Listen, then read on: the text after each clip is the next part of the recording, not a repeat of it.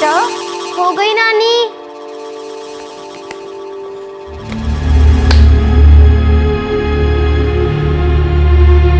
अरे परी, तुम्हारी पसंद के पराठे बनाए हैं, पूरा फिनिश कर देना। नानी,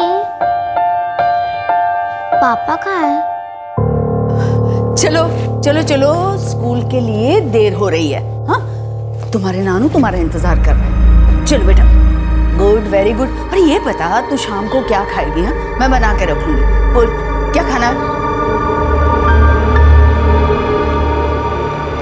नानू, मेरे पापा कहाँ है और मम्मी को क्या हुआ था?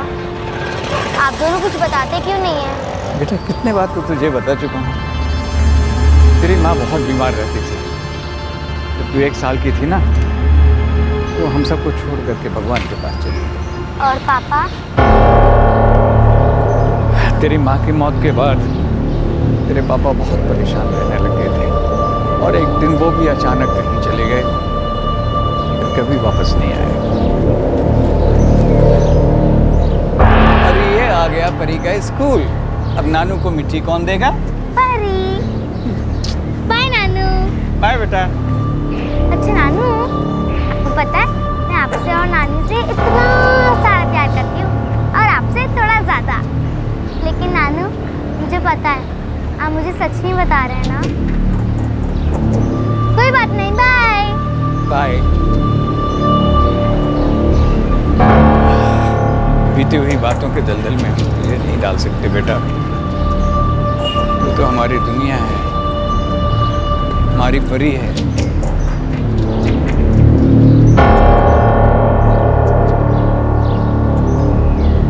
8 साल की परी अपने पापा से मिलना चाहती थी।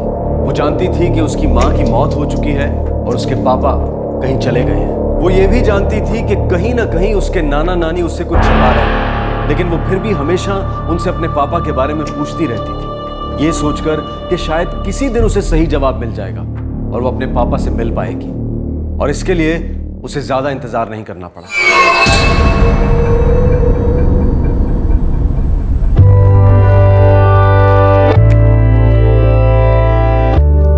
परी बेटा, चलो दूध पी लो। आज नहीं नानी। अरे दूध नहीं पिएगी तो स्ट्रॉन्ग कैसे बनेगी? हाँ, चलो नहीं, चलो चलो नहीं। मेरी अच्छी बच्ची, आजा बच्चा। चल, मैं 1 to 10 काउंट करती हूँ, तब तक पी ले। मेरी गुड़िया रानी, आजा बच्चा, आजा मेरी अच्छी बच्ची। चल पी ले। हाँ, 1 2 3 4 5 6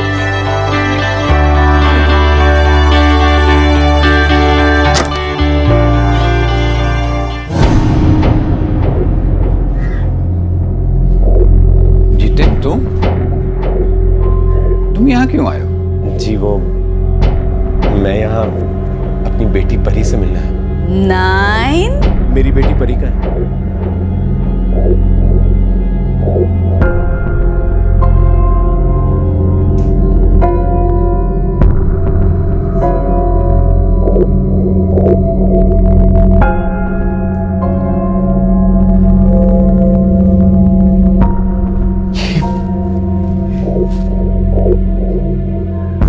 परी, बेटे, ये तेरे पापा हैं।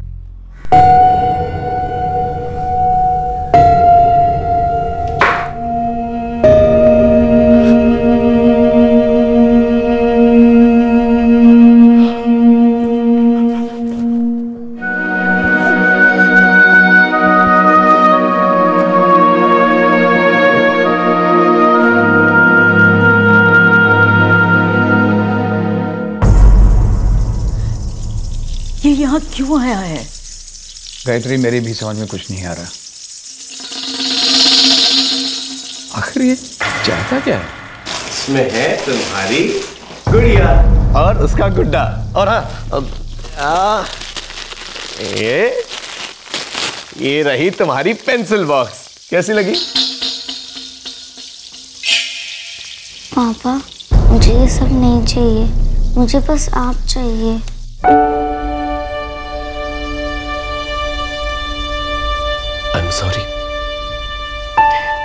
मुझे तुझे छोड़कर नहीं जाना चाहिए था। I am sorry. पापा, आपको पता है मैं आपको कितना मिस किया। सबके पापा आते थे उनको स्कूल छोड़ने के लिए, बस मेरे पापा कभी नहीं आए। मम्मी के साथ आपकी फोटो ही देखती थी। पापा, आप कहाँ चले गए थे? बेटा, मुझसे गलती हुई। I am sorry. अब मैं वापस आ गया हूँ, अब मैं कहीं नहीं जाऊंगा। I promise. Pinky promise? Pinky promise.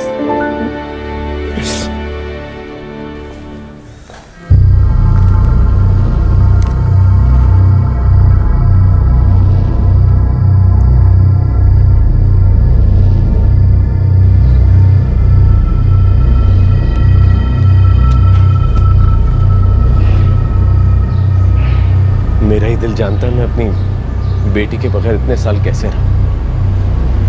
मैं उसे यहाँ से ले जाने नहीं आया हूँ, आप फिक्र मत कीजिए, लेकिन कम से कम कभी कभार मैं उससे मिलने तो आ सकता हूँ।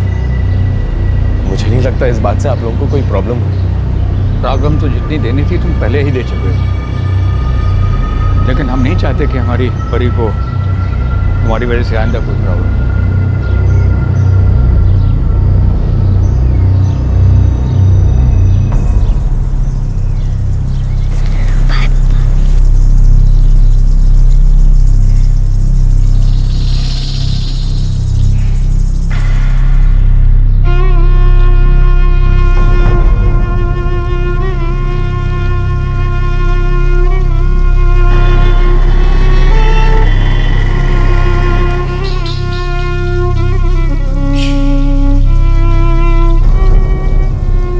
नानी,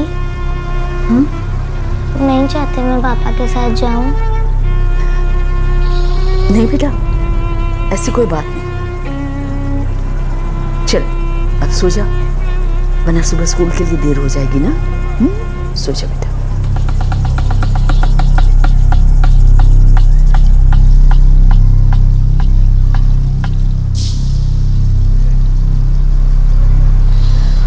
लीजिए।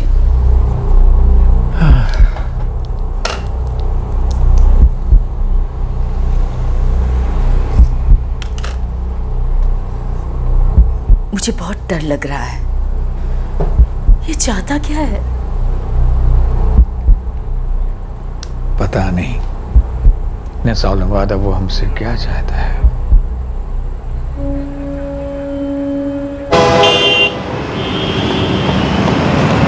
सुशांत तिवारी जी बोल रहे हैं? हाँ बोल रहा हूँ। आप कौन? जी मैं दिल्ली से पीएसआई विकास गुप्ता बोल रहा हूँ। हाँ कहिए। वो आपकी बेटी कावेरी के बारे में बात करनी थी। कावेरी? क्या हुआ कावेरी को? वो ठीक तो है ना? जी वो नहीं रही। क्या? उन्होंने आत्महत्या की, लेकिन हमको शक है कि उनका मर्डर किया गया है। आपको यहाँ दिल्ली आना पड़ेगा। क्या हुआ? किसका फोन था? कावेरी को क्या हुआ? बताइए क्या हुआ कावेरी को? कावेरी नहीं रही।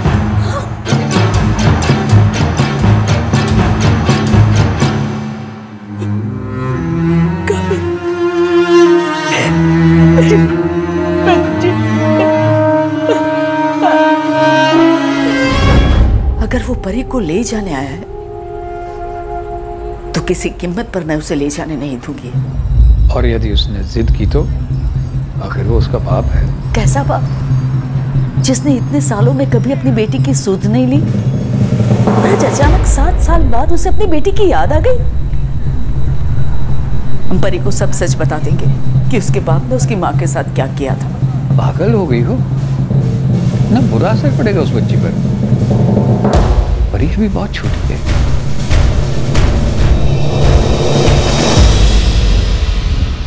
कहते हैं गुजरा हुआ वक्त अपने आप को दोहराता है।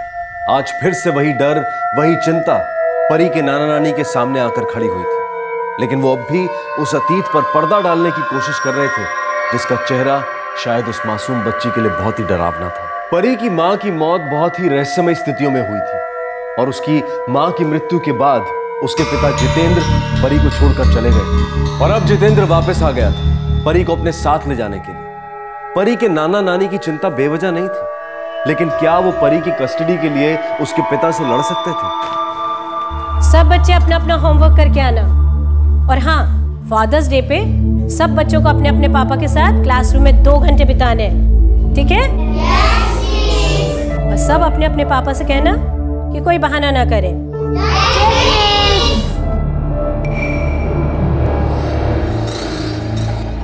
तुम उसे अपने साथ क्यों ले जाना चाह रहे हो? अचानक 7 साल बाद तुम्हारे अंदर का बाप जाग गया। भले मैं उससे मिलने ना आ सकता, मेरा दिल जानता है कि मैं उसके बगैर कैसे रहूं।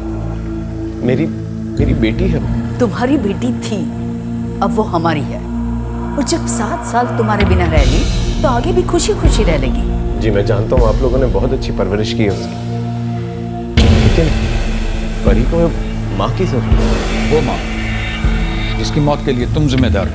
मैं पुरानी बातें भूल चुका हूँ, आप लोग भी भूल जाएं तो बेहतर होगा। मैं परी के बगैर नहीं जी सकता। मेरी दूसरी बीवी सोनाली उसे माँ का प्यार देने को तैयार है। दूसरी बीवी? यानी तुम परी को सौतेली माँ की गोद में डालोगे?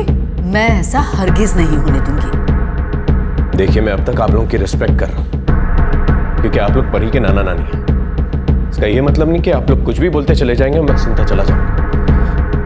मैं परी को लेने आया हूँ और अगर आप लोगों ने रोकने की कोशिश की तो फिर मैं कोर्ट का दरवाजा खटखटाऊंगा। आप प्लीज मुझे गलत मत समझिए, मैं अपनी बेटी से बहुत प्यार करता हूँ।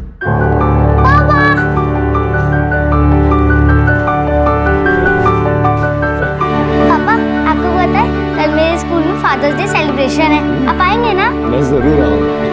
थैंक यू पापा। Love you too. अच्छा क्या पहनने जाओगी? फ्रॉक। अच्छा तुम्हारी फेवरेट आइसक्रीम कौन सी है? सुशांत जी कैसे करेंगे आप ये सब? 3 साल तक केस लड़े आपके दामाद के खिलाफ, सारी जमा पूंजी लगा दी। आप कोर्ट में तो ये साबित नहीं कर सके ना कि आपके दामाद ने दहेज के लिए आपकी बेटी की जान ली। कोर्ट ने तो यही कहा कि वो सुसाइड का केस था। तो समझ में नहीं आ रहा। कोर्ट केस में उस समय सारे पैसे मैंने लगा दिए, जबकि मेरे ऊपर परी की भी जिम्मेदारी थी। अब ना तो हमारे पास पैसे बचे हैं और ना हिम्मत। फिर ये आप कोर्ट केस कैसे लड़ेंगे? आखिर वो परी का बाप है। कोर्ट आपके जज्बात नहीं आपकी उम्र देखेगी। कस्टडी तो वो उसके बाप को ही देगी। आखिर परी को भी तो अपने पिता की जरूरत है।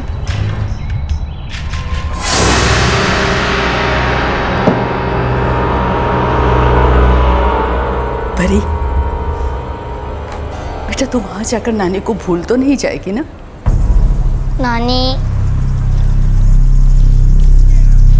रोज फोन करेगी? हाँ नानी। प्रॉमिस? Pinky promise.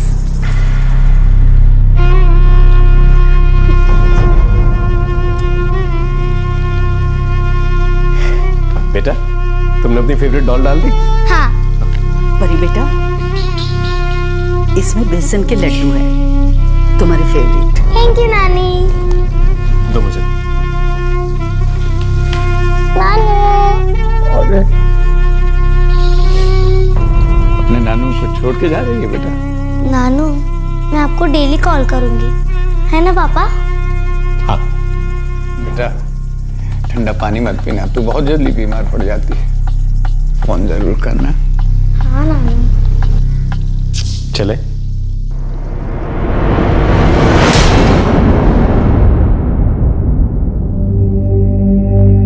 बहुत सारी चीजें हैं वहाँ पर और वहाँ पर बहुत अच्छी ड्रेसेस हैं तुम्हारे लिए। ये वो है।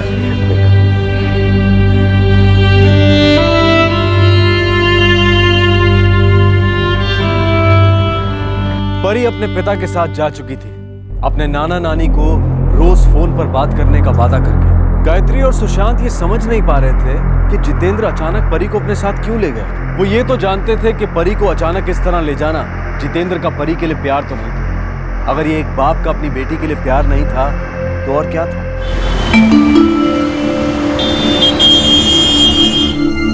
बेटा, ये तुम्हारी दादी है।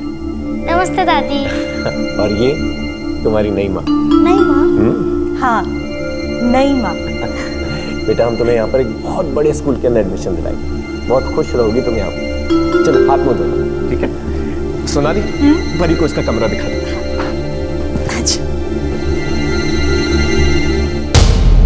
मत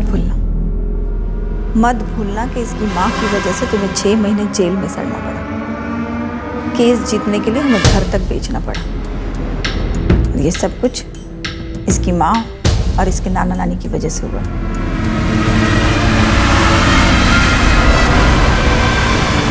नहीं भूलूंगा।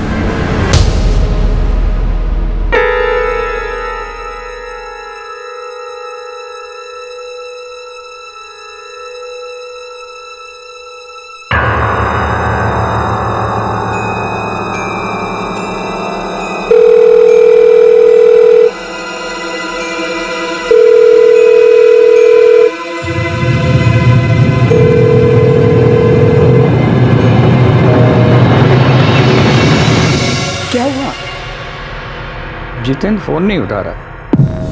यहाँ से गया तो कह के गया था कि हर रोज शाम को परी से हमारी बात करवाएगा। आज 15 दिन हो गए, बच्ची की हमने आवाज तक नहीं सुनी। वो फोन क्यों नहीं उठा रहा? मैं दिल्ली जाके देखूं क्या? कहाँ जाएंगे? आपके पास उसका एड्रेस भी नहीं है। मैंने जितेंद्र से मांगा तो था, लेकिन वो टाल गया। आप एक काम कीजिए, आपका मोबाइल नंबर उसके पास है, आप पीसीओ से फोन लगाइए।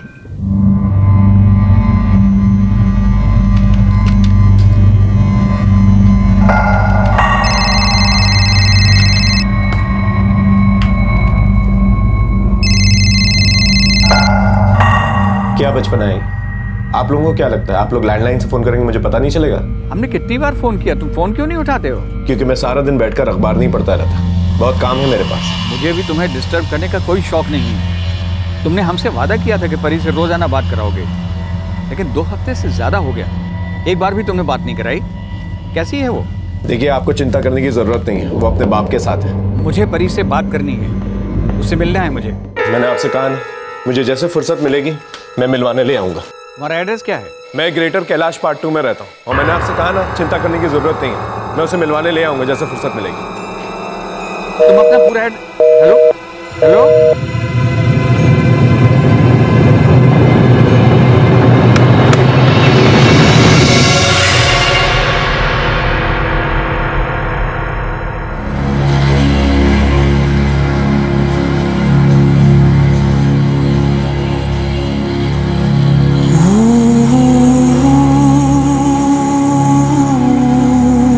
मैं कल ही दिल्ली जाऊंगा, सारा ग्रेटर कैलाश हमारा।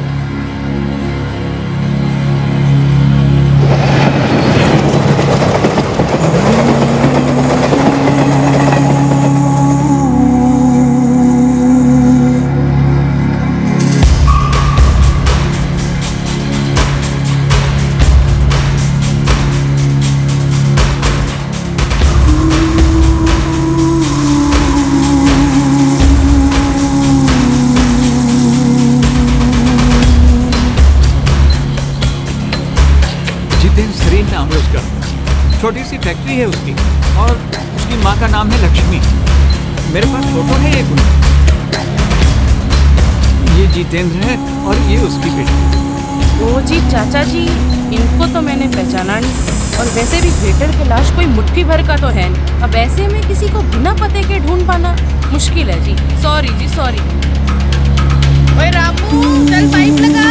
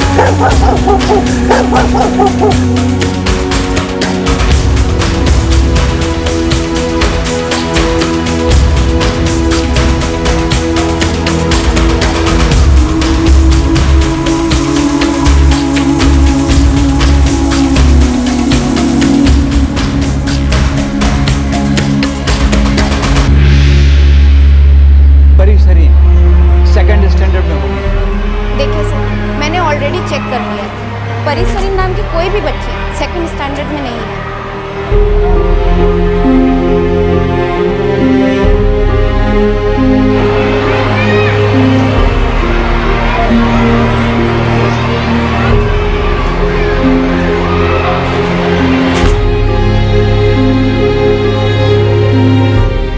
सॉरी, यहाँ कोई परी नहीं।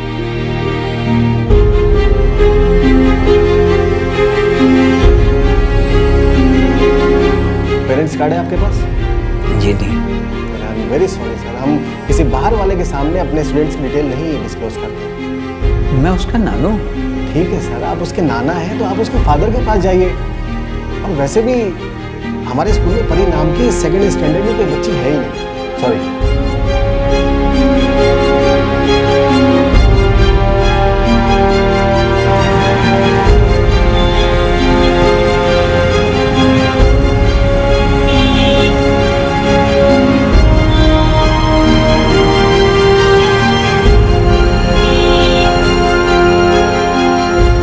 मैंने ग्रेटर कैलाश पार्ट 2 का चप्पा चप्पा छान मारा, आसपास के स्कूलों में भी पता किया, लेकिन कहीं कुछ पता नहीं चला। लगता है जितेंद्र ने मैं गलत एड्रेस दिया। हमें परी को उसके साथ भेजना ही नहीं चाहिए था।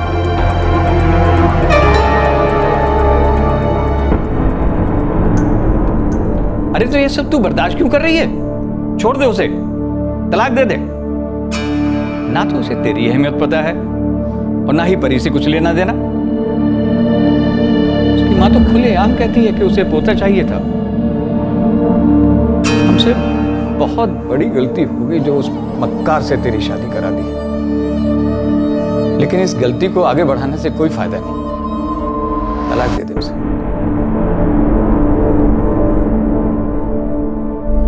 हमसे बहुत बड़ी गलती हो गई थी जो उस वक्त हमने कावेरी को जाने दिया। हमें उसकी बात नहीं माननी चाहिए थी, उसे रोक लेना चाहिए था। और सब कुछ जानते हुए भी हमने उस नन्ही सी जान को उसके साथ जाने दिया।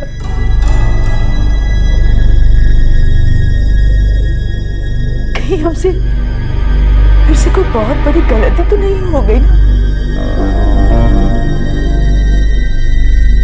परी के नाना नानी बहुत परेशान थे और उनका परेशान होना जायज भी था, क्योंकि उनके पास ना तो परी के घर का पता था और ना ही उससे बात करने का कोई जरिया। वो बस अटकलें ही लगा सकते थे कि परी कैसी होगी। और फिर एक दिन एक फोन कॉल ने उनके सारे सवालों के जवाब दे दिए।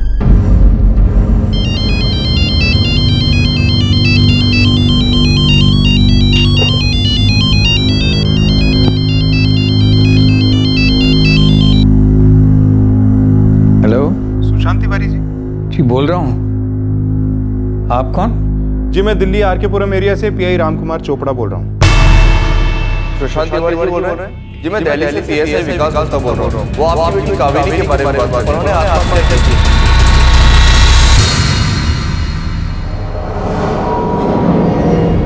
हेलो हेलो जी कहिए। जी आपको दिल्ली आना होगा। किस लिए? आपकी नवासी परी वो हॉस्पिटल में है। उसे बुरी तरह जख्मी हालत में यहाँ लाया गया। क्या हुआ? किसका फोन था? क्या कहा उसने? कही ना, क्या हुआ?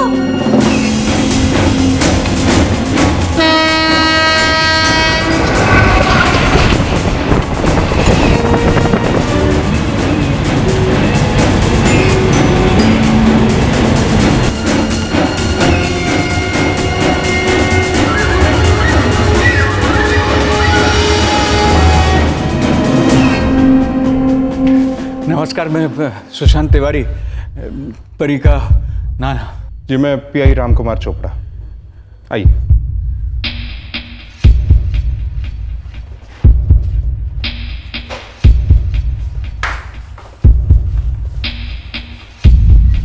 आइए।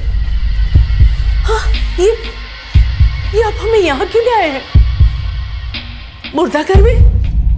आपने तो कहा था कि परी को चोट लगी है। आई एम रियली सॉरी, लेकिन इतनी बुरी खबर मैं आप लोगों को फोन पर नहीं देना चाहता।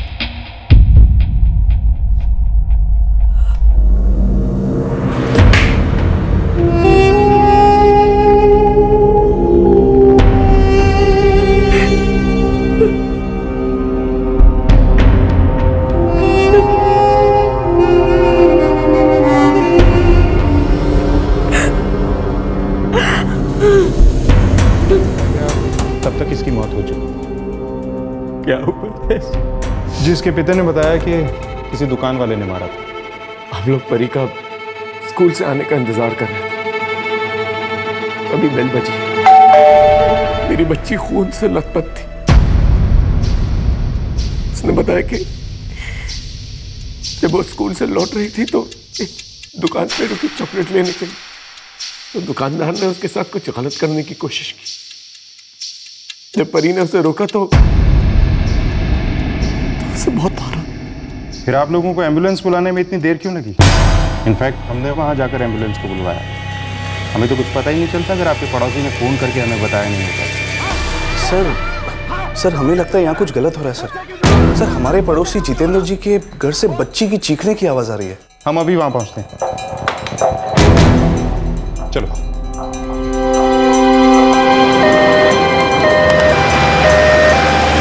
हम आर के पुरम उसके घर पहुंचे। परी बेहोश थी। हमने एम्बुलेंस बुलाई और इसे हॉस्पिटल लेके आए, लेकिन तब तक इसकी मौत हो चुकी थी। आर के पुरम? लेकिन उसने तो हमें बताया था कि वो ग्रेटर कैलाश में रहता है। 3 दिन तक ग्रेटर कैलाश की खाक जानता रहा, परी को ढूंढता रहा। जितेंद्र ने जो कहानी हमें सुनाई थी वो भी झूठी थी।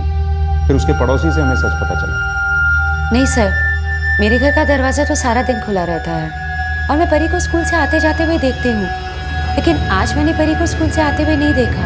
और वैसे भी अगर परी इस हालत में स्कूल से घर आती तो मेरी नहीं तो सोसाइटी में किसी न किसी की नजर तो जरूर पड़ती उस पर। सर वैसे घर में परी की चीखने की आवाज़ अक्सर सुनाई देती है। हाँ सर, और आज तो परी इतना चिल्ला रही थी मानो जैसे कोई उसे बहुत बुरी तरह मार रहा हो। तो सच बताओ, क्या किया था तुमने परी के साथ? साहब मैंने आपको सब कुछ सच सच ही बताया। हमने तुम्हारे पड़ोसियों से बात की थी, तुम्हारे एरिया की सारी दुकानों को भी चेक किया है, वहाँ ऐसा कुछ भी नहीं हुआ था। तुम बस कहानियाँ बना रहे हो। सच बोलो। साहब मेरा यकीन कीजिए, मैंने आपको जो कुछ भी बताया सच ही बताया। मैं अपनी बेटी से बहुत प्यार करता था साहब। मैं उसके बिना जी नहीं सकता था, इसलिए मैं उसे नाना नानी के घर से यहाँ लेके आया था। मेरी बेटी मुझे छोड़कर चली गई और आप मुझे डरा धमका रहे हैं। नहीं, वो परी को बिल्कुल प्यार नहीं करता था, सिर्फ दिखावा करता था।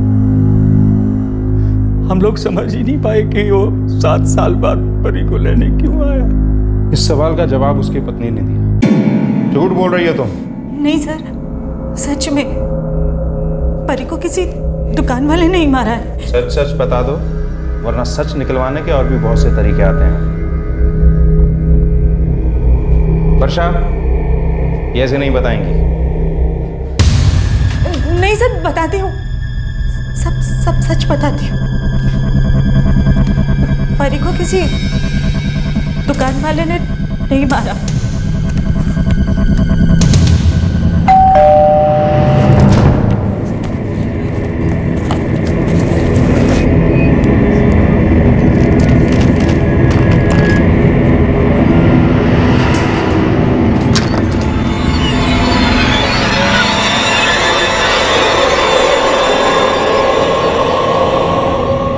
परी तुमने अब तक यूनिफॉर्म क्यों नहीं बदला? वो पापा मैं स्कूल से आके अपना होमवर्क कर रही थी ना, इसीलिए। झूठ बोल रही है, कॉमिक पढ़ रही थी। डोरबेल बजते ही किताब हाथ में लेकर बैठ गई।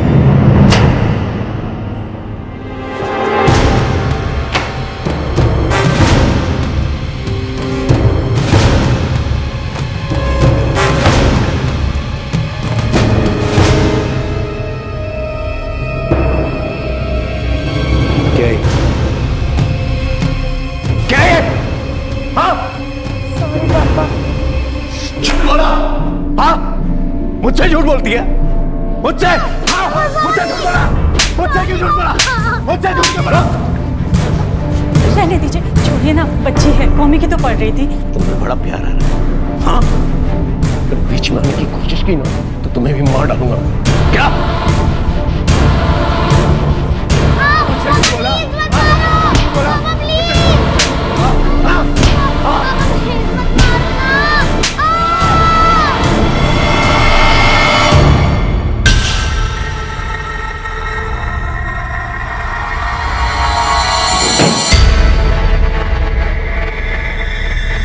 तुम्हारे सामने तुम्हारे पति ने एक मासूम बच्ची को मार डाला और तुमने उसे रोका भी नहीं? मैं तो हमेशा उन्हें उसे मारने से रोकती थी, लेकिन ऐसा करने पर वो उल्टा मेरे ऊपर ही बरसने लगती। उनका कहना था कि वो उनकी बेटी है और वो उसके साथ जो चाहे करे। तुम्हारे पति ने उसे सिर्फ इसलिए मार डाला क्योंकि वो पढ़ाई नहीं करती थी? जी सर, वो पढ़ने में अच्छी नहीं थी। उसके स्कूल से भी बार बार उसकी शिकायतें आती थी, इसलिए वो उसे बहुत ज्यादा नाराज रहने लगे थे। तो क्या वो उसे रोज मारता था?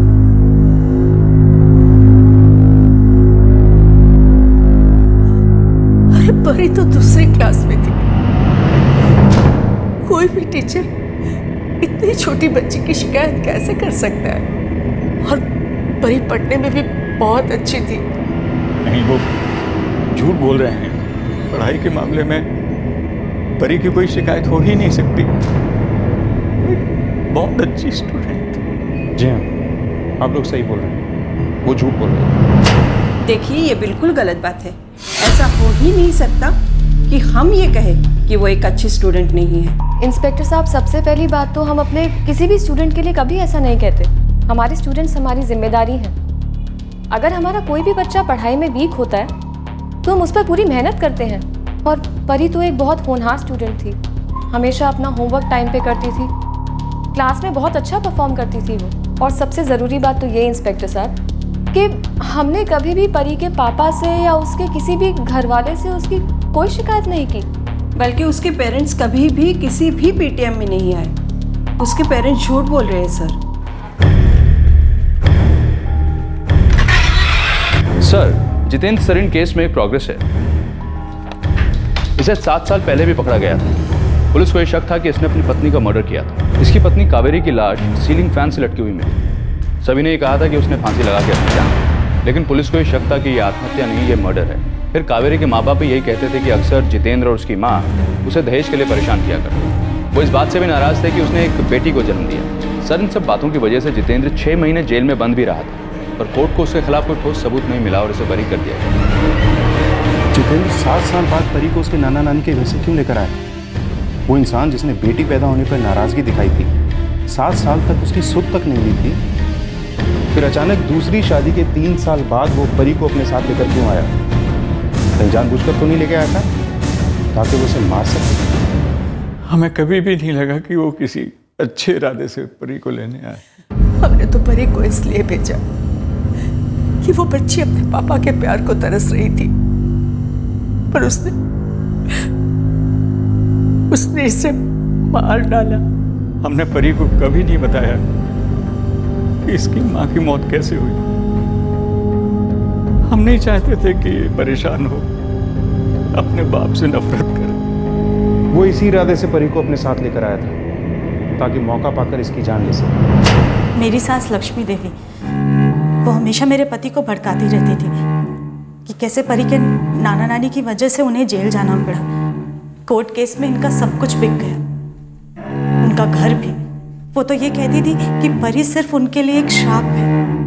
उनका डर था कि एक ना एक दिन परी के नाना नानी उनके पैसे और जायदाद पर परी का हक मांगने के लिए आ खड़े होंगे।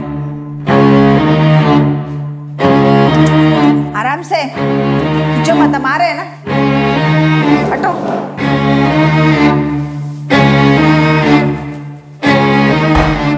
परी की मौत में तुम्हारा भी बहुत बड़ा हाथ था। तुम चाहती थी ना कि तुम्हारा बेटा अपनी बेटी को मार डाले। हाँ, टूटी आंख नहीं पाती थी मुझे वो लड़की। नमस्ते दादी।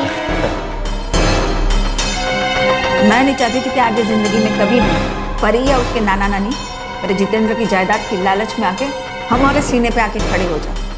वैसे भी उनकी केस की वजह से हमारे काफी पैसे बर्बाद हो चुके थे। हाँ, मारा है मैंने इसको मारने के इरादे से ही मैं उसे नाना नानी के घर से यहाँ लेके आया। अब शून थी, जब से पैदा हुई थी मेरा जीना हराम करके रखती थी। उसकी माँ मुझे एक बेटा तक नहीं दे सकती। और जब वो चली गई उसके नाना नानी ने मेरा जीना हराम करके रखा। मेरे सारे पैसे केस में खत्म, ऊपर से 6 महीने की जेल हुई मुझे। नफरत थी मुझे उन लोगों से, और सबसे ज्यादा नफरत थी मुझे परी से। उसने मार दिया मैंने उसे। पर 7 साल बाद क्यों? मेरे जेल से आने के बाद हम धीरे धीरे सेटल होने लगे, पर माँ को हमेशा डर लगा रहता था कि परी के नाना नानी फिर से कोई केस नहीं करते मुझ पर। जैसे जैसे वो बड़ी होती जा रही थी, वैसे वैसे हमारा डर बढ़ता जा रहा था। और फिर एक दिन माँ ने कहा, समझता क्यों नहीं है तू? परी अब 7 साल की हो गई है, उसके नाना नानी भी बूढ़े हो चुके हैं, पता नहीं कब मर जाए या फिर उनकी बुद्धि सटिया जाए और परी को हमारे गले बांधने के लिए कोई और केस ठोक दे। मैं तो कहती हूँ परी को यहाँ ले आओ, उसके बाद हम सोचते हैं कि क्या करना है। फिर मैं परी को यहाँ लेके आया। मुझे कोई लगाव नहीं था उससे। सॉरी पापा, सॉरी पापा, पापा मैं ऐसे कहा। तूने मुझसे झूठ बोला।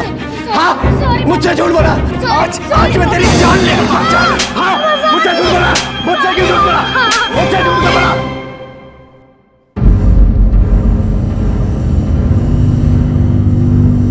हम भला उसकी प्रॉपर्टी क्यों मांगते?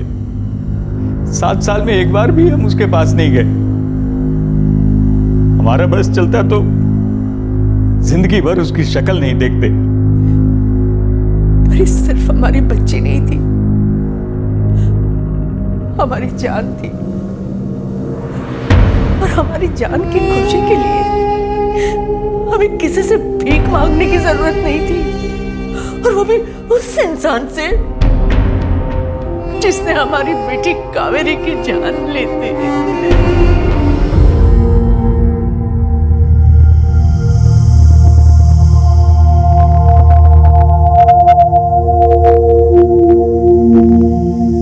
हमसे गलती हुई, एक बार नहीं 2 बार। हमें कावेरी को नहीं जाने देना चाहिए था। हमें हमारी परी को भी नहीं जाने देना चाहिए।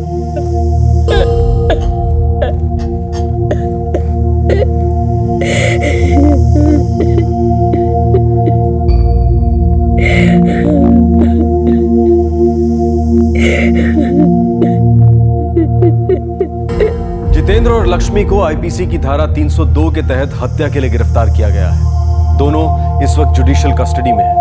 8 साल की परी अपने पिता को पाने के लिए तड़प रही थी। उस पिता को पाकर उसकी दुनिया पूरी हो गई थी, लेकिन उसे इस बात का अंदाजा भी नहीं था कि जिस इंसान के लिए वो अपने नाना नानी को छोड़कर आई है, वो उसे सिर्फ नुकसान पहुंचाने के इरादे से अपने साथ ले जा रहा था। जितेंद्र कावेरी को दहेज के लिए टॉर्चर कर रहा था। कावेरी ये बात अच्छी तरह से जानती थी कि उसका पति और उसकी सास बेटी होने की वजह से खुश नहीं थे। ऐसे में अगर कमजोर ना पड़ते हुए कावेरी अपने ससुराल ना जाने का कदम उठाती, तो आज उसकी और परी की जिंदगी कुछ और ही होती। कावेरी के पेरेंट्स पैसों की कमी की वजह से और परी की जिम्मेदारी की वजह से कावेरी की मौत का केस एक वक्त के बाद नहीं लड़ पाए थे, लेकिन इस बार उन्होंने पक्का इरादा कर लिया था कि वो किसी भी हाल में जितेंद्र और उसकी मां को सजा दिलवाकर ही रहेंगे। जितेंद्र पर उनकी बेटी कावेरी को मारने का शक था, लेकिन इस बार तो उसने उनकी नातिन की जान ली थी। हर औरत को यह समझने की जरूरत है कि शादी के नाम पर टॉर्चर करने वाला इंसान पति कहलाने के लायक नहीं है। जरूरत है उसे अपनी जिंदगी से बाहर निकाल फेंकने की। ये ना सिर्फ उस औरत के हित में है,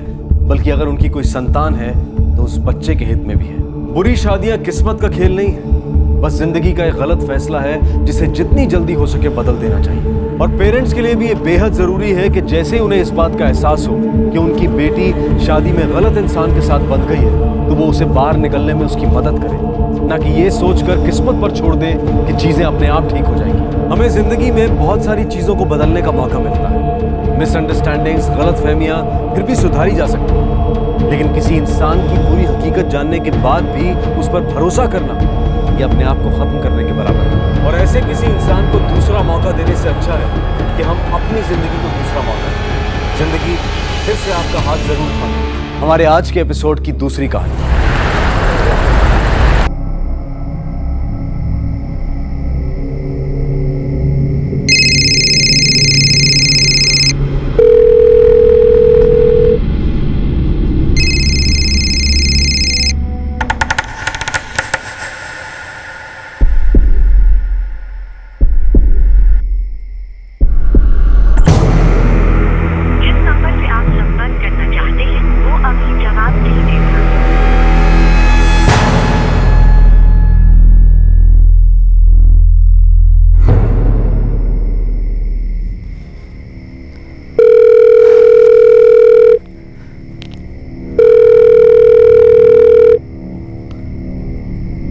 फोन क्यों नहीं उठा रही?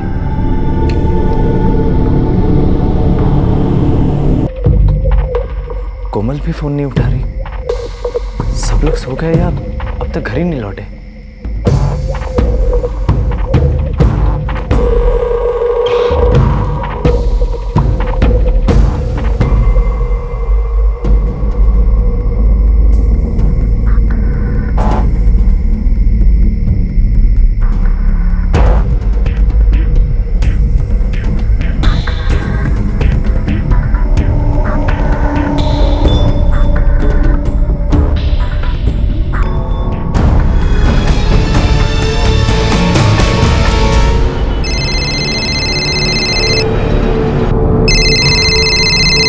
सोनाक्षी, तुम्हारा फोन बज रहा है।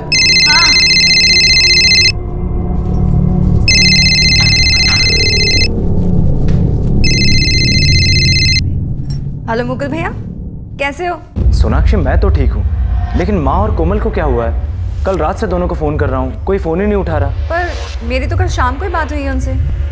अरे वो कोमल की शादी की तैयारियां चल रही है ना, खूब जोरों शोरों से शॉपिंग चल रही है, थक गए होंगे इसलिए नहीं उठाया। पर मैं जा रही हूँ ना आज, मैं जाकर बात करवाती हूँ आपकी। ठीक है। अच्छा सुनो, लेकिन तुम याद से बात करवाना। पक्का बात करवाऊंगी।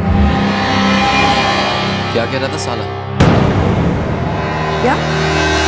मेरा मतलब है क्या कह रहे थे हमारे साले साहब? अरे वो भैया कल से फोन कर रहे हैं घर पे, किसी ने फोन नहीं उठाया, टेंशन में आ गई। साले की एक बात तो माननी पड़ेगी, प्यार बहुत करता है तुम लोगों से।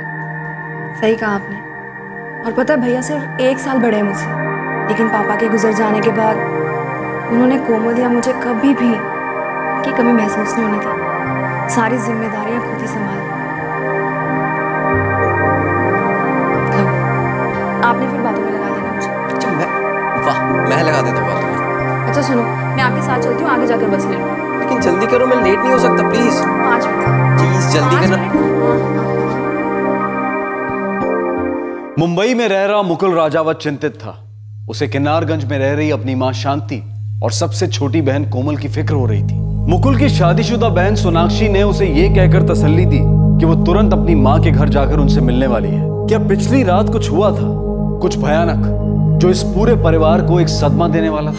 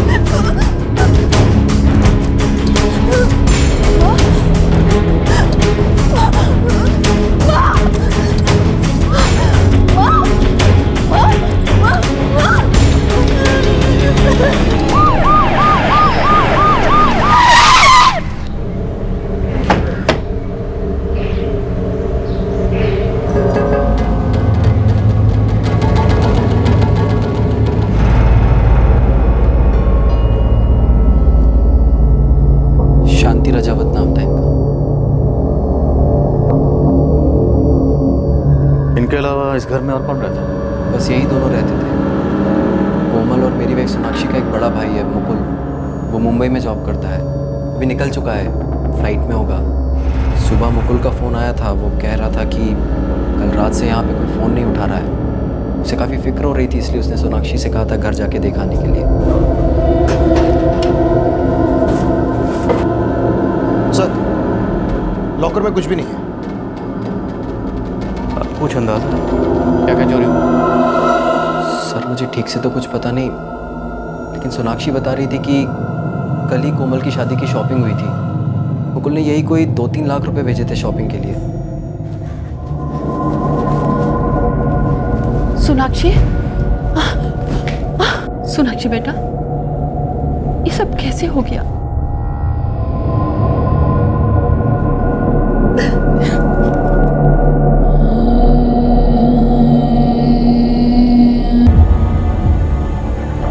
सर, दोनों बॉडीज पर गहरे घाव के निशान हैं। चाकू या किसी धारदार हथियार से वार किया गया। आप किसी ऐसे शख्स को जानते हो जिसका नाम योग से शुरू होता हो और उसका इस घर में आना जाना हो? जी नहीं सर, मैं तो नहीं जानता, लेकिन हो सकता है मेरी वाइफ सोनाक्षी जानती हो। जीजा जी, जीजा जी, ये सब कैसे हो गया? जी,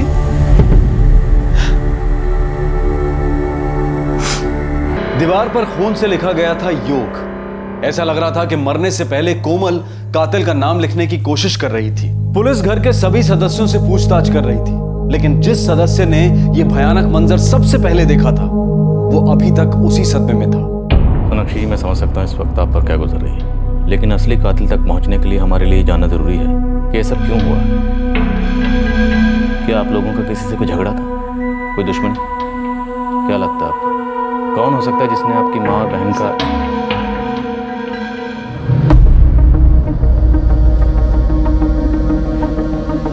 जिस खून से दीवार पर योग लिखा गया है उस खून का ब्लड ग्रुप आपकी बहन कोमल के ब्लड ग्रुप से मैच होता है,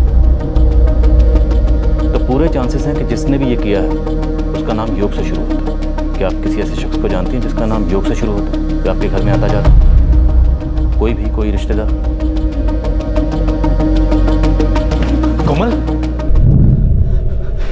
कोमल कहाँ है?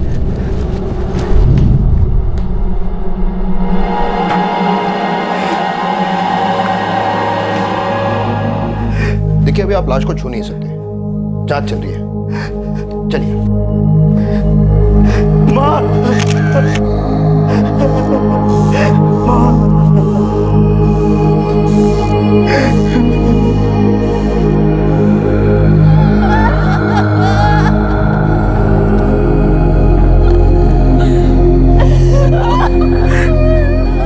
कल रात से ही घबराहट हो रही थी मुझे।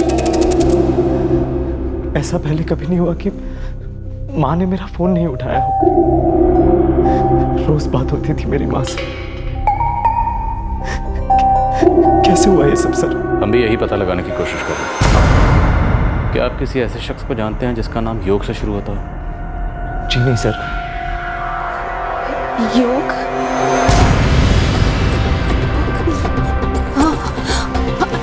योगेश, योगेश नाम था उसका, उसका नाम योगेश था।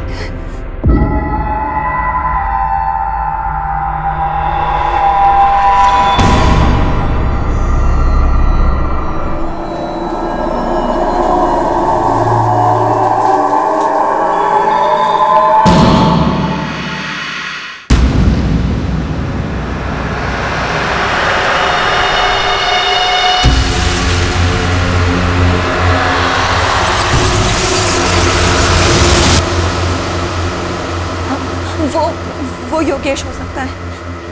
योगेश। हमें तुमसे कोई काम नहीं करवाना, अभी के अभी जाओ यहाँ से। हुआ क्या है? ऐसा क्या कर दिया मैंने? पूछते हुए शर्म नहीं आती? एक तो मेरी बेटी को घूर घूर के देखते हो और ऊपर से पूछते हो किया क्या? ये आप कुछ भी बोले जा रही हैं। मैंने ऐसा कुछ भी नहीं किया, मैं अपना काम कर रहा था। कोई गलतफहमी हुई है आपको? माँ ये झूठ बोल रहा है, रोज मुझे घूर घूर कर देखता है और जब मैं बाथरूम में ना आ रही थी तो मुझे ऐसा लगा ये देख रहा था। आपको लगा आपने मेरे ऊपर इल्जाम लगा दिया? कोई गलतफहमी हुई है आप? देखो, हमें तुमसे कोई काम नहीं करवाना, बिना कोई तमाशा किए हुए जाओ यहाँ से, वरना पुलिस बुलाऊंगी। योगेश इलेक्ट्रिशियन का काम करता है। हाँ योगेश सर, मैं ही तो लाया था उसे यहाँ पर। तुम लाए थे उसे? जी सर, वो 6 महीने पुरानी बात है, इसलिए ध्यान से निकल गई। तब यहाँ रेनोवेशन का काम चल रहा था। मुकुल भैया चाहते थे कि कोमल की शादी से पहले घर एकदम नया जैसा हो जाए, तो शांति चाची ने मुझे कहा था इलेक्ट्रिशियन को लाने को। तुम कब से जानते थे उसे? जानता नहीं था, वो नाके पर जो दिहाड़ी कारीगर खड़े रहते वहीं से लाया था।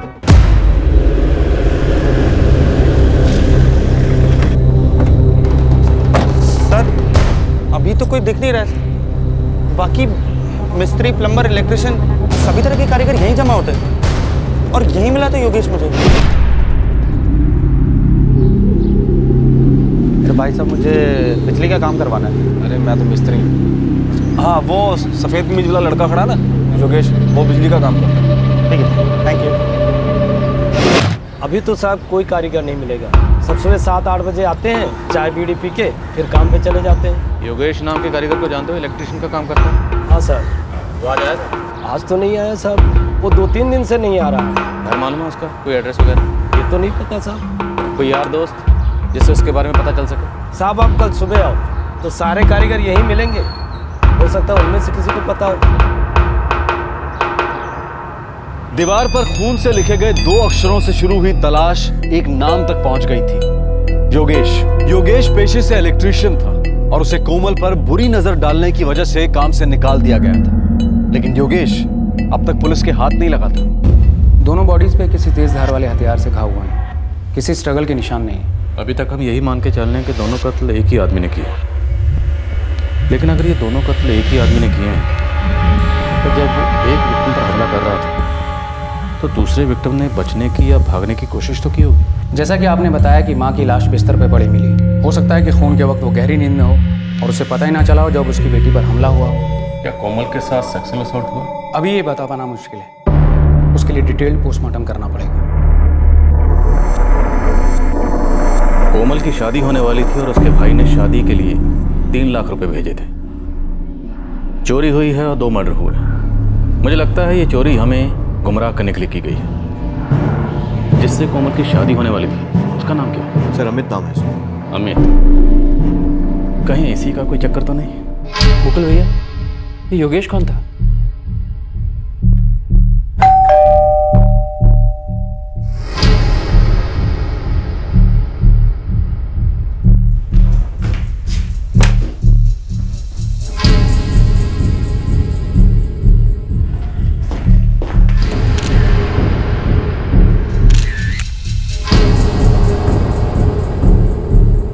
मेरी तो कुछ समझ में नहीं आता। आप कह रहे हैं आपने कल रात घर पे कई बार फ़ोन किया, लेकिन किसी ने फ़ोन नहीं उठाया, जबकि कल रात ही मेरी कोमल से बात हुई थी। हाँ मैडम जी, कल कहाँ चलना है? कहाँ चलना है मतलब? कल मैं शॉपिंग के लिए जा रही हूँ। अरे चलो ना, क्यों इतना भाव खाती हो? अगर माँ को पता चल गया ना तो दोनों को डांट पड़ेगी, तुम्हें भी और मुझे भी। मैं तो परमिशन ले लेंगे। कोई चोरी थोड़ी ना कर रहा हूँ, अपनी मंगेतर के साथ जा रहा हूँ। अच्छा ठीक है, लेकिन कल नहीं परसों मिलते हैं, ठीक है? क्योंकि कल दीदी आ रही है। ठीक है मैडम जी, परसों ही चलते हैं। अच्छा कोमल, एक ज़रूरी बात करनी थी तुमसे। क्या? बात यह है, आई लव यू कोमल। पता है, अब सो जाओ, ठीक है? Good night. अरे मेरी भी बात हुई थी माँ से, कह रही थी कि मुकुल ने सारी जिम्मेदारियां तो संभाल ली, अब बस अपना घर भी बसा।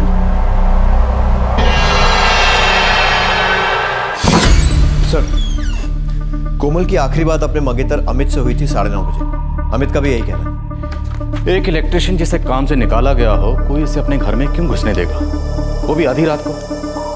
और अगर योगेश जबरदस्ती घुसा होगा तो उसकी जबरदस्ती के निशान होने चाहिए एंट्रेंस पर। चोरी हुई है तो मर्डर हुए बेरहमी के साथ, कोई निशान नहीं, कोई शोर शराबा नहीं। ऐसी क्या कारीगरी की होगी इस कारीगर ने? साहब 2 दिन से ताला लगा हुआ है, वैसे भी रात को वो देर से आता है, सुबह जल्दी चला जाता है, ज़्यादा बात भी नहीं करता किसी से। नहीं साहब, आज भी नहीं आया, हो सकता है गाँव चला गया हो। चाचा एक चाय देना। हाँ। अरे भाई विक्रम, तुमने योगेश को देखा है क्या? वो कौन जो बिजली का काम करता है? हाँ हाँ हाँ हाँ वही, देखा तुमने उसे? हाँ साहब, बस इतना पता है कि कुछ दिन पहले उसको कोई बड़ा काम मिल गया। उस दिन हमने उसको एक मोटरसाइकिल वाले से बात करते हुए देखा था। भाई इतने में नहीं मिलेगा, आप एक काम करो, 100 कम दो, वैसे ज़्यादा मैं नहीं दूंगा, लेकिन काम जल्दी हो जाना चाहिए। काम फटा हो जाएगा। आज चल बैठ जाओ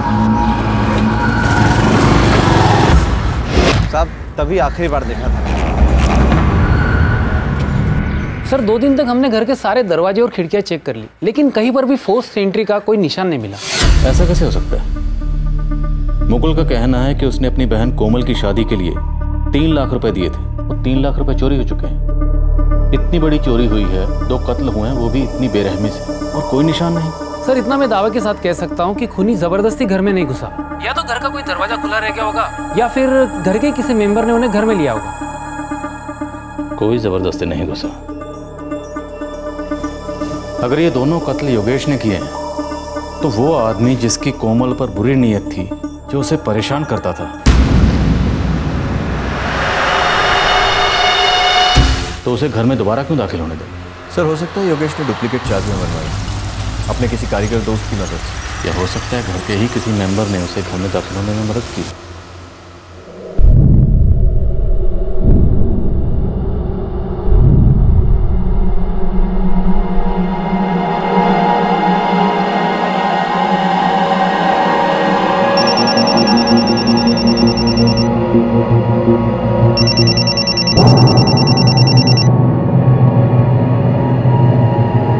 योगेश के हाथ लगने तक कोमल की फैमिली का बैकग्राउंड भी चेक करो।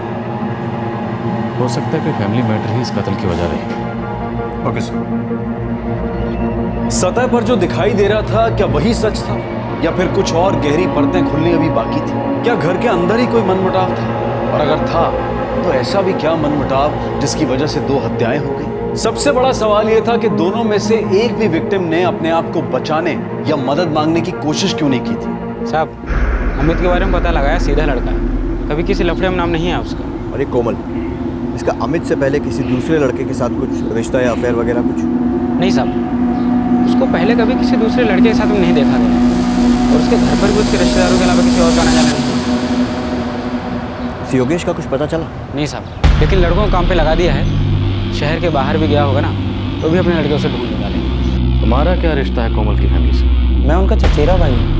उनका आपस में रिश्ता कैसा? सर शांति चाची और उनके तीनों बच्चे आपस में बहुत घुल मिल के रहते थे। अर्पित चाचा के गुजरने के बाद मुकुल भाई ने बहुत अच्छे से घर की जिम्मेदारी को संभाला। सोनाक्षी दी की भी खूब धूमधाम से शादी की। सोनाक्षी, पवन या मुकुल, तुम्हें क्या लगता है इन तीनों में से ये कत्ल किसने किया होगा? नहीं सर, आप ऐसा सोच भी कैसे सकते हैं? सोचना पड़ता है सोनू, सोचना पड़ता है। कत्ल की सुबह मुकुल अपनी बहन सोनाक्षी को फोन करके कहता है कि माँ फोन नहीं उठा रही, उसे फिक्र हो रही है, जरा जाकर देखो। और माँ और बहन की मौत की खबर मिलते ही वो 3 घंटे के अंदर अंदर खुद भी यहाँ आ जाते। टिकट मिलने में कोई परेशानी नहीं होती। तुम्हें नहीं लगता ये सब मुकुल ने? सर ये क्या कह रहे हैं आप? मुकुल भी ऐसा क्यों करेंगे? यही पता लगाना।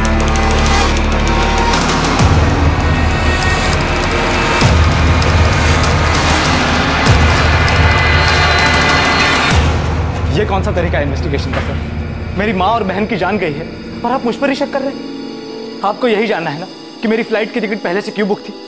तो सुनिए, क्योंकि मैं बहुत डर गया था। पिछले 3 साल से अपनी फैमिली से दूर मुंबई में रह रहा हूं मैं, अकेले। तब से एक दिन भी ऐसा नहीं गया जब मैंने माँ से फोन पर बात ना की हो। उस दिन जब मेरे इतने सारे कॉल्स के बाद भी माँ ने फोन नहीं उठाया तो बहुत डर गया था मैं। तो मतलब आपको पहले से अंदेशा था कि कुछ बहुत बुरा हुआ? पर जैसा हुआ है मैंने ऐसा कभी नहीं सोचा था। मुझे लगा था कि शायद माँ की तबीयत बिगड़ गई होगी, इसलिए वो मेरा फोन। आप समझ क्यों नहीं रहे? मुझे फिक्र थी उनकी। आपके जीजा और बहन को भी उनकी उतनी ही फिक्र थी? क्या मतलब है आपका? आपके बहनोई का उनके साथ कैसा रिश्ता था? ये क्या कह रहे हैं सर आप? पवन मेरी बहन का पति है। 2 साल पहले उनकी शादी हुई है सर। तब से वो हमारी फैमिली का एक हिस्सा बन के रह रहा है, और आप ऐसे बेबुनियाद इल्जाम लगा रहे हो उस पर। मैं इल्जाम नहीं लगा रहा हूँ, सिर्फ पूछ रहा हूँ। नहीं सर, मेरी गैर मौजूदगी में घर में किसी आदमी की जरूरत है तो मैं सिर्फ पवन पर भरोसा कर सकता हूँ। 1 महीने बाद शादी होने वाली थी कोमल की। क्यों हुआ ये सब? सोनाक्षी, कौन सोच सकता था ऐसे कुछ होगा? मैं नहीं मानती। कोई किसी का इतनी बेरहमी से खून कर दे सिर्फ पैसों के लिए। जरूर कोई और वजह होगी।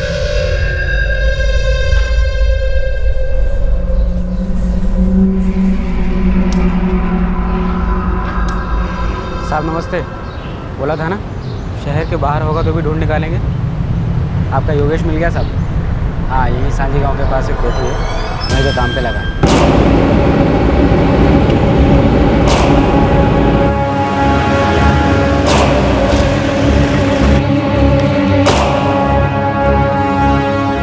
योगेश।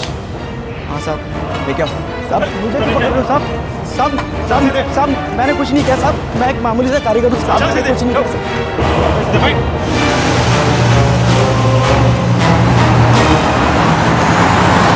साहब कौन कोमल रजावत? साहब मैं इस नाम की किसी लड़की को नहीं जानता साहब। ठीक है, मैं याद दिला देता हूँ। 6 महीने पहले तो एक घर में इलेक्ट्रिशियन के काम के लिए गया था। तेरा ध्यान काम पर कम उस घर की लड़की पर ज्यादा था, इसलिए उस लड़की की माँ ने तुझे धक्के देकर घर से निकाला था। किनारगंज, कोठी नंबर 5 याद आ गया साहब। याद आया? अब बोल, माँ बेटी को क्यों मारा? साहब ये आप क्या कह रहे हैं साहब? अब याद आया मैंने क्या कहा? घर से निकाले जाने के बाद भी तुमने उस लड़की का पीछा नहीं छोड़ा, तू उसे फोन करके परेशान करता रहता। अब याद आया? साहब याद आ गया साहब। मैं एक दिहाड़ी मजदूर हूँ साहब, दिन भर रोजी रोटी के लिए घूमता फिरता रहता हूँ साहब। मैं किसी का खून कैसे करूँगा साहब? मैं मानता हूँ कि मेरा उन माँ बेटी से झगड़ा हुआ था साहब। उन्होंने मुझ पर इल्ज़ाम भी लगाया था कि मैं उनकी बेटी को छिप छिप के देखता हूँ, लेकिन साहब ये सच नहीं है। तो ये भी सच नहीं होगा कि तूने फ़ोन करके परेशान करता था? साहब मैंने फ़ोन करता था, लेकिन परेशान करने के लिए नहीं, अपने पैसे मांगने के लिए। नई कहानी सुना रहा है? साहब मैंने 3 दिन वहाँ पर काम किया था, 900 रुपये बनते थे। ये रकम मेरे लिए छोटी नहीं है, लेकिन साहब उन्होंने पैसे ही नहीं दी, उल्टा पुलिस में मेरी शिकायत कर दी। पुलिस वालों ने सर 2 दिन muझे हवालात पे भी रखा था। साहब आप बताओ साहब, जब मैं अपने पैसे ही वसूल नहीं कर पाया तो साहब मैं कैसे किसी का खून करूँगा साहब?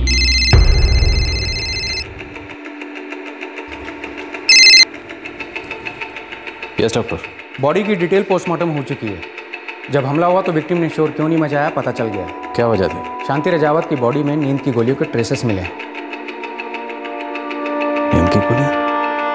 और उनकी बेटी कोमल की बॉडी से? नहीं, कोमल की बॉडी से स्लीपिंग पिल्स के ट्रेसेस नहीं मिले। और सेक्सुअल असॉल्ट? जी नहीं, कोमल के साथ कोई सेक्सुअल असॉल्ट भी नहीं हुआ। लेकिन हाँ, कोमल की पोस्टमार्टम रिपोर्ट से एक हैरान कर देने वाली बात जरूर सामने आई। क्या?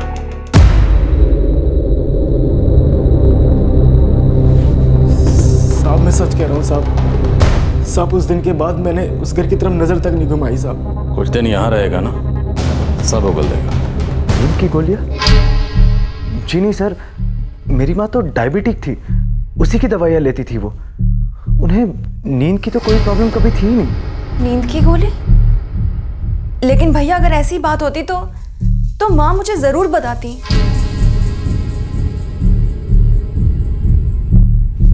शांति जी नींद की गोलियां खाती थी, इस बात की खबर ना तो मुकुल को थी और ना ही सोनाक्षी को।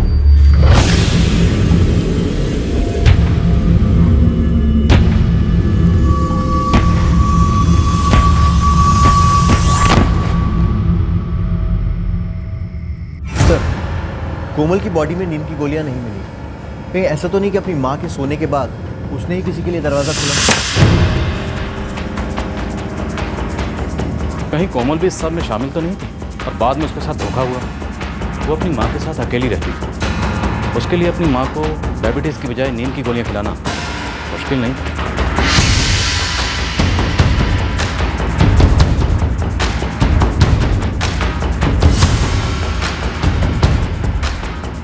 अगर इस थ्योरी पर चले तो किलर कोमल का कोई दोस्त हो सकता है या कोई पुराना आशिक। सर, सर्वकृपा हॉस्पिटल के रिकॉर्ड चेक कीजिए सर, बड़े काम की खबर मिलेगी।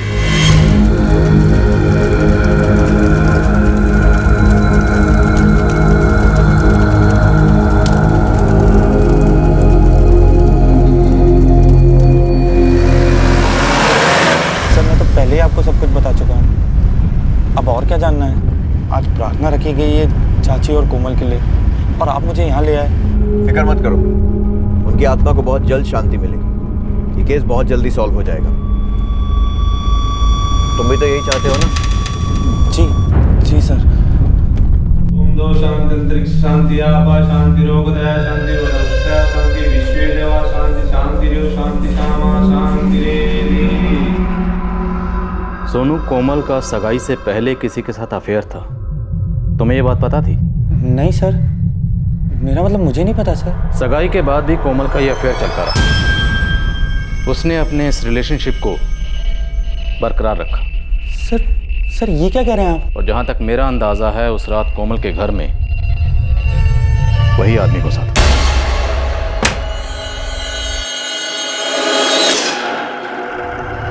दोनों मिले और दोनों ने साथ मिलकर रात बिताई।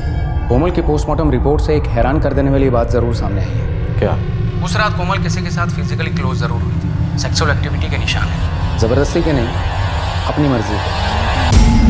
पूरे घर वालों को ये बात पता थी, लेकिन हमें किसी ने नहीं बताया। सर ऐसा नहीं हो सकता सर।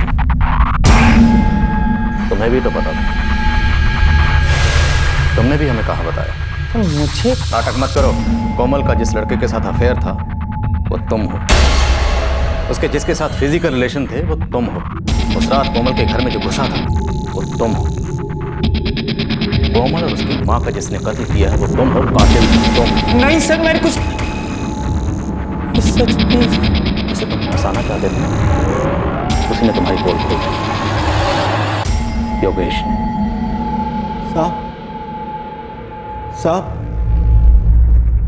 साहब मुझे बड़े साहब से कुछ बात करनी है। मैं उन्हें कुछ बताना चाहता हूँ।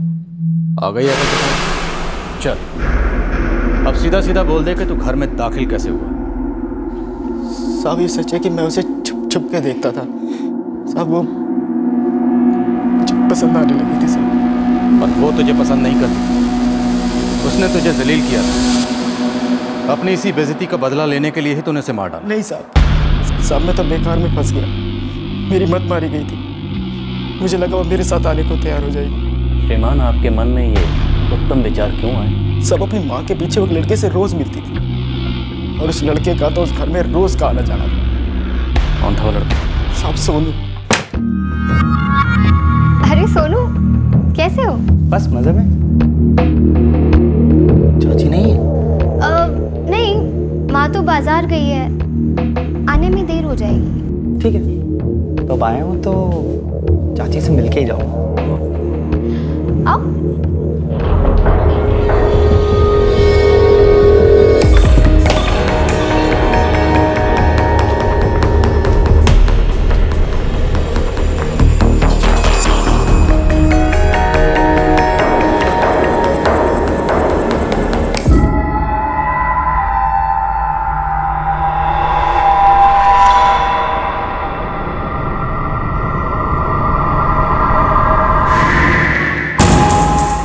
तीन दिन काम किया था मैंने वहाँ पर और तीनों दिन देखा था दोनों को एक साथ बिस्तर में। साहब सोनू मुझे वहाँ लेकर गया था और साहब उसे ये भी पता था कि मुझे वहाँ से निकाल दिया गया था और पुलिस में दे दिया गया था। साहब उसी ने मुझे फंसाया होगा और उसी ने ये सब किया होगा। सर एक नंबर का झूठा है वो। आप उसकी बात का यकीन कैसे कर सकते हैं? यकीन तो मुझे इस बात पर भी नहीं आ रहा कि तुमने खुदकुशी करने की कोशिश की थी। 2 महीने पहले सर्वकृपा हॉस्पिटल में एडमिट थे ना तुम? इसी हाथ की नस काटी थी ना?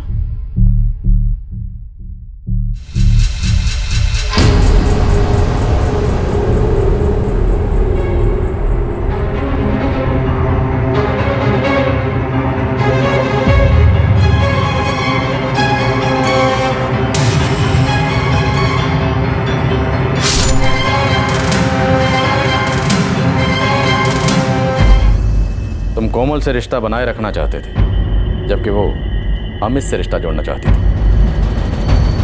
यही बात खटक रही थी ना? वो तो गया से छुप छुप के मिल गया। अब इससे पहले तेरे घर वाले तेरी शादी को अमित से करवा दें। तुम्हें ना बता देना चाहिए हमारे बारे में। कोई नहीं मानेगा। हम मानते हैं ना, तो फिर उनको भी मानना होगा।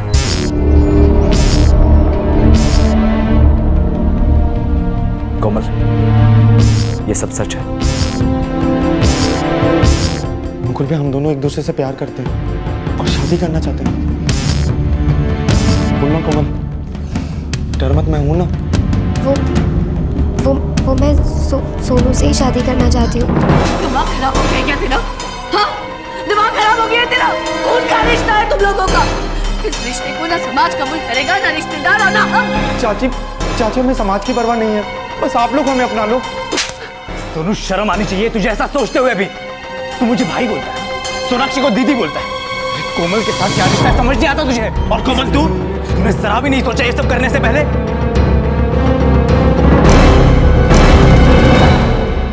हमें कस्में दिलाई गई थी कि अब हम एक दूसरे से कोई रिश्ता नहीं रखेंगे। कोमल भी घर वालों की बातों में आ गई थी। वो डर गई थी।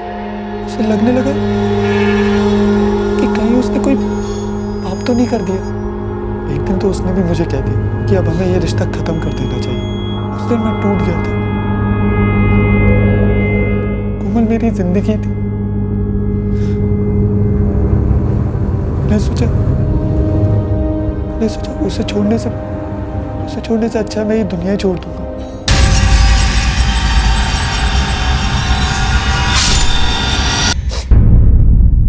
सोनू, ये सब क्या है? तुमने क्यों किया ऐसे? तेरे बिना जी के क्या करूंगा? हाँ, इस बार नाकाम हो, कोई बात नहीं। दोबारा हाथ गर्दन पे चाकू। प्लीज ऐसी बातें मत करो प्लीज। तो फिर चली आओ मेरे पास। फिर कभी ऐसी बातें नहीं करूंगा। सोनू, ऐसा नहीं हो सकता।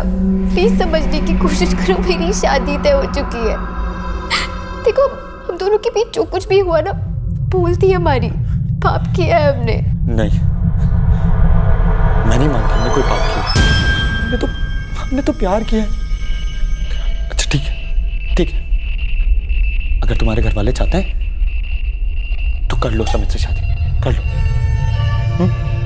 बस एक वादा करो, हम मिलते रहेंगे हमेशा, जैसे पहले मिलते थे। सोनू, तुम पागल हो गए हो। ऐसा नहीं हो सकता।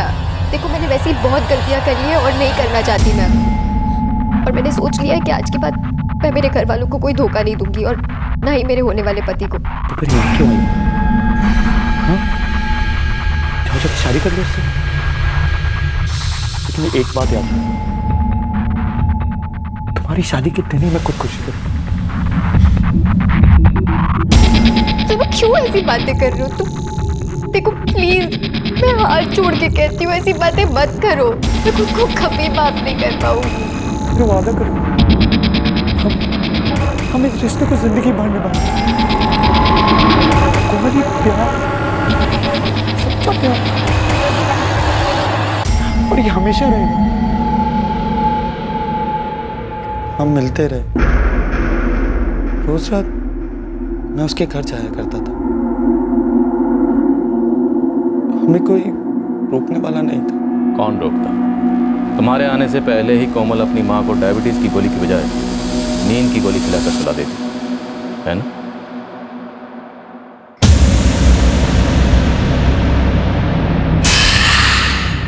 उस रात भी तुम रोज की तरह घर में दाखिल हो गए।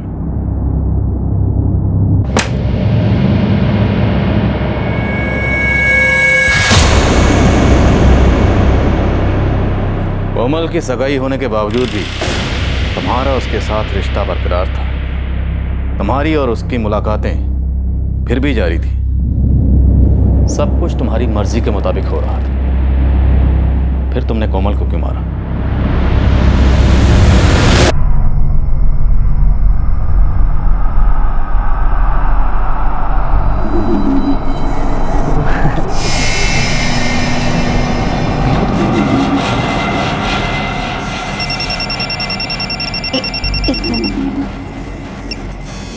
हेलो। हाँ मैडम जी, कल कहाँ चलना है? कहाँ चलना है मतलब?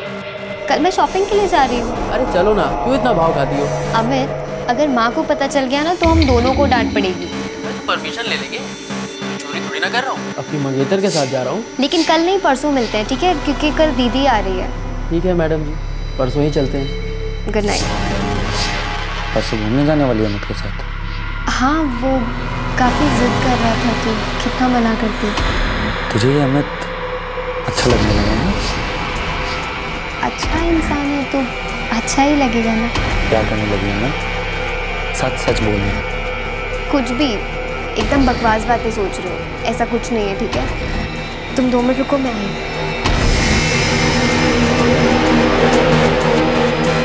कोमल मेरे साथ सिर्फ इसलिए थी क्योंकि उसको डर था कि अगर वो मुझे छोड़ देगी तो मैं फिर से मरने निकल पड़ूंगा। लेकिन सच तो ये था कि वो मुझे अपने दिल से निकाल चुकी थी। वो उस अमित को चाहने लगी थी। मुझे डर बैठ गया था कि अगर अभी से ये हालत, एक बार शादी हो गई तो कोमल भी मेरे बारे में सोचना छोड़ देगी। मैं जीऊँ या मरूँ, इससे उसको कोई फर्क नहीं पड़ेगा। बस मैंने तय कर लिया था, अगर कोमल मेरी नहीं है तो मैं उसे किसी और की भी नहीं होने दूंगा। 1 हफ्ते से मेरे दिमाग में यही बात घूम रही थी, चाकू उसके घर में छुपा के रखा। बस उस दिन मैंने मना लिया, अमित के साथ घूमने जाएगी नहीं, ये मैं नहीं होने दूंगा। सोनू, डरा दिया तुमने मुझे। डरने की कोई बात नहीं कोमल। तुम्हारे हाथ में क्या? कोमल, मैं तुम्हें अमित की नहीं होने दे सकता। सोनू प्लीज, देखो ये सब बातें वापस मत करो। क्यों? सच कहा नहीं जाता ना तुझसे, लेकिन मैं जानता हूँ सच क्या है। तू मेरे साथ सिर्फ इसलिए है ताकि मैं खुदकुशी ना कर लूं। दया आती ना तेरे को मेरे ऊपर? हाँ, सॉरी कोमल, लेकिन मैं तेरे को किसी और के साथ जाते हुए नहीं देख सकता। सोनू नहीं।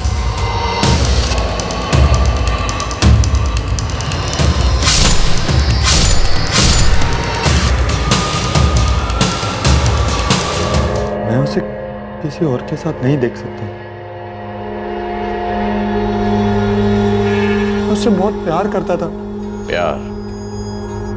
प्यार करने वाले जान देते हैं, लेते नहीं हैं।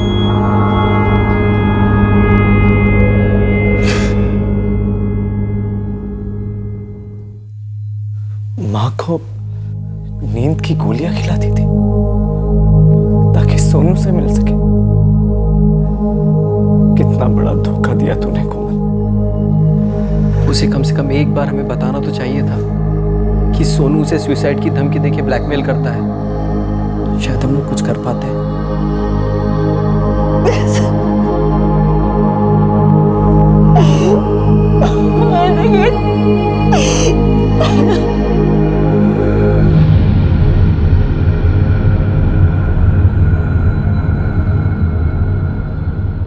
योगेश को रिहा कर दिया गया है।